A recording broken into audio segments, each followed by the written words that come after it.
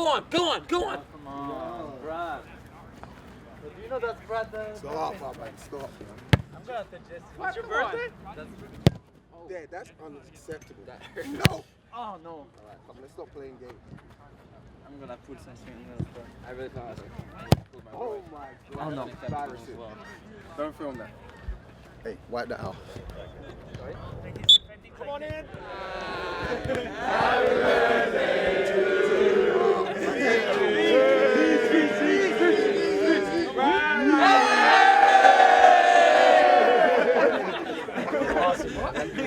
Thank you guys. Just make sure that in all ways, man, when we show up tomorrow at the stadium, we're ready to rock. Okay?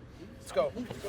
I know that Tijuana is a very good team and they'll throw a lot at us. So we're prepared for if they play the way they did last game. We're prepared if they play the way that they normally do. And we have a few wrinkles of our own. So I think that's what makes always these two-game series interesting is there will always be adjustments. And the team that I think is most prepared usually winds up finding a way to gain an edge in the second leg.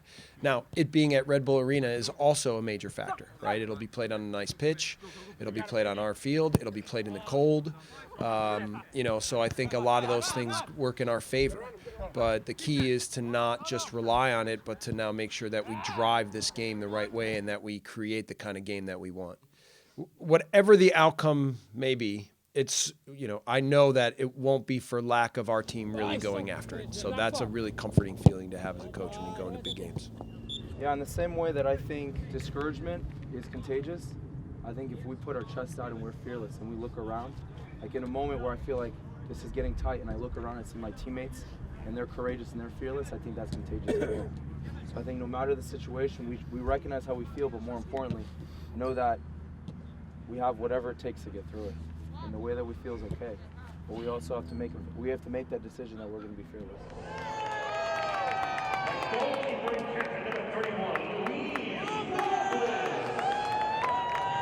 And we welcome you inside Red Bull Arena here in Harrison, New Jersey, getting set for a monster game and a fantastic opportunity for the New York Red Bulls as Club Tijuana making the return trip in the second leg of the CONCACAF Champions League's quarterfinal setup.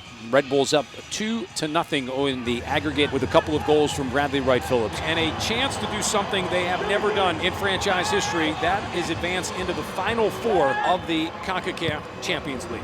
Let's go. Let's go. Focus and discipline. Throughout this game, there's going to be some tough moments, but if we stay focused, we stay disciplined, we're going to get through it.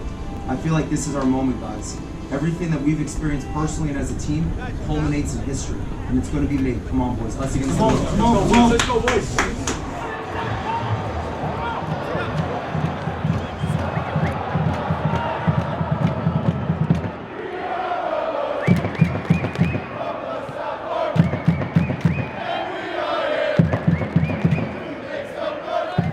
Tight roping the sideline. Aaron Long, good win back. Chipping it up into no man's land. Grabbed there by Musto, who will play it off for Perez. Over the top. Ball is onside. Toked in, and it will be a goal for Tijuana. This is exactly what you do not want if you're a Red Bull fan, is this Red Bull team to give up a poor goal here in the first 10 minutes. Headed out by Long. It comes to Wright Phillips. New York with a chance to counter. They've got 3-4 players now. Wright Phillips has Murillo off to his right. BWP continue to carry things. Murillo in the box, plays it across. Adams is there, and New York is back on the board.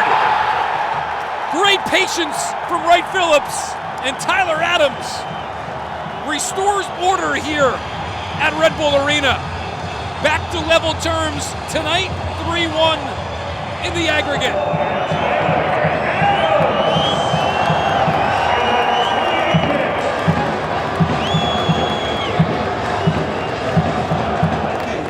Just exhale, okay? It was a shaky start. We can all agree it was a shaky start. Make sure that when we go out on that field, that there's confidence, that there's belief, that we're clear on our roles. Let's make sure now that we don't become spectators and that we're totally on top of every detail. And listen, in big games in general, how much can we be on top of each other and all the little things to make sure that the game is ours? And if we do that, we'll run away with this game.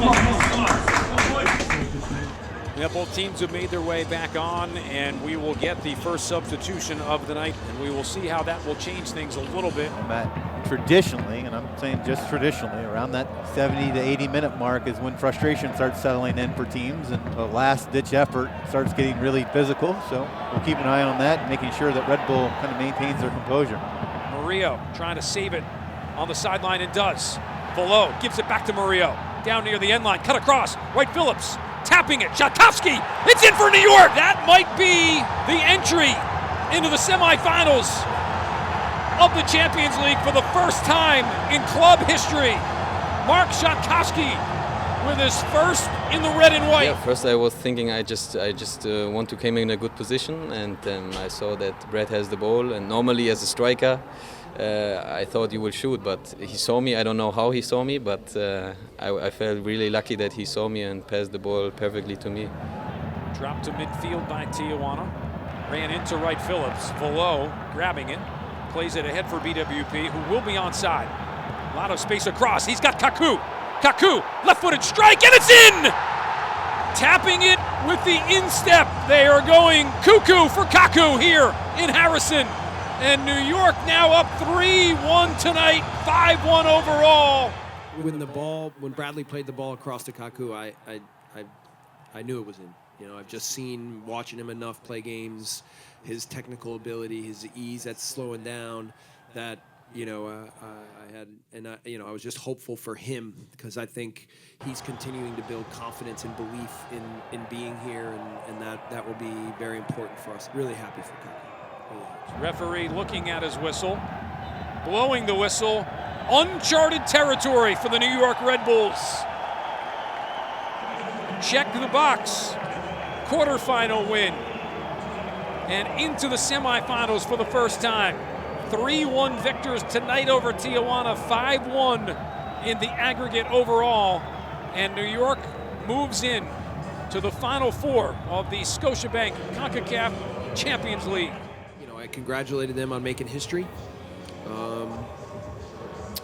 Reminded them that, you know, there's a lot more to be played for yet in this tournament. And then we talked about, you know, a little bit standing up tall even when we got hit early, and sticking together and you know, finding a way as the game went on to absolutely know we weren't going to lose. So that part was good. That part was really good.